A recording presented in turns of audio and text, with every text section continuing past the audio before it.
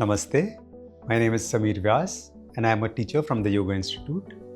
Today we are going to be looking at a quick 10-minute hip opening ritual. Tight hips are the commonest problem faced by most of us in our day-to-day lives. Most of us have sedentary lives, we are on the couch and we are on chairs most of the time. Also because of lack of exercise or repetitive exercises like swimming or cycling typically lead to tight hips. Tight hips can typically result in increase in risk of injury, other postural imbalances, fatigue, decreased overall performance and a restricted range of movement. Improved mobility of hips aids in improvement in overall quality of life, increased shock absorption, enhanced range of movement, and improvement in overall quality of life. Let's look at various practices that will increase and improve our hip mobility. The first practice that we are going to be looking at to improve our hip mobility is known as pigeon pose or Kapotasana. So for pigeon pose or Kapotasana, the starting position is Virasana. We will rest our right knee in front of us.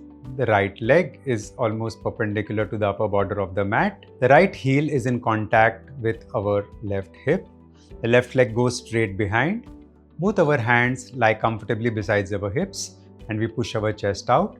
Do not let your hip tilt in any one particular direction, and we stay here for as little as 30 seconds and for as much as 2 minutes. Slowly we will come back into Virasana again, change our legs and then go to the other side, straighten the right leg out, and we stay here for as little as 30 seconds for up to 2 minutes. Slowly we come back into Virasana. So this posture is Kapotasana or the pigeon pose. Very effective for improving our hip mobility. The next posture that we are going to be looking at today is known as butterfly pose or Bhadrasana. For Bhadrasana, the starting position is Dandasana.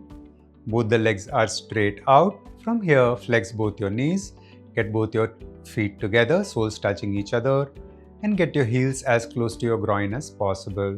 From here, interlock your hands and take hold of your toes, and you can flap your knees up and down, improve the flexibility of your hip flexion ligaments, and also we can rest both our hands on our knees and stay here for as little as 30 seconds to up to 2 minutes. This is known as the butterfly posture or Bhadrasana. The next technique that we are going to be looking at today is known as Yoga Mudra. So for Yoga Mudra, the starting position is either Sukhasana or Padmasana. Take hold of your left hand with your right wrist behind your back. From here, inhaling, simply fold forward. Place your forehead on the floor. Take hold of your left wrist with your right hand and simply fold forward and go as far as you can. Once you're in your final position, simply relax your entire body completely and stay here for as little as 30 seconds and up to 2 minutes. From here, slowly we come back up.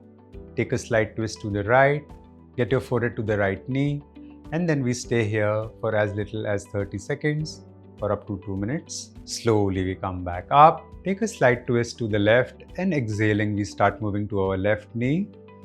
In the final position, relax your entire body completely, stay here for 30 seconds to up to 2 minutes, and then slowly we come back up. So this was a practice of Yoga Mudra. Next asana that we are going to be looking at to improve our hip flexibility is known as Paschimottanasana or seated forward fold. So for Paschimottanasana, come to be seated in Dandasana with both your legs together, toes flexed in towards you. Get your hands beside your chest, fingers pointing ahead. Take a deep breath in, and as you breathe in, start moving slightly behind and point your toes away from you. And exhaling, start to fold forward all the way. Let your fingers go well past beyond your toes, which are now flexed towards you. Inhaling, go back again, extend your toes simultaneously. We will do this 2 to 3 times. And then finally, exhaling, we'll fold forward, take hold of your toes, and then try to get your elbows to the floor. Once your elbows are to the floor, try to get your forehead to your knees. Stay in this position for as little as 30 seconds to as long as 2 minutes. Keep on breathing absolutely normally. And slowly we come back up all the way. And slowly we relax. So this was Paschimottanasana. The next pose that we're going to be looking at is known as Shashankasana. So for Shashankasana, the starting position is Vajrasana. From Vajrasana, get your knees as wide apart as possible and then take a deep breath in. Exhaling, start folding forward, and as you fold forward, extend your arms all the way above your head, place them on the floor. Arms are at shoulder width distance apart, forehead is on the floor, make sure your back is absolutely straight and your hips are in contact with your heels. And we stay here for as little as 30 seconds and as long as about 2 minutes. We relax here completely. Slowly we come back into Vajrasana.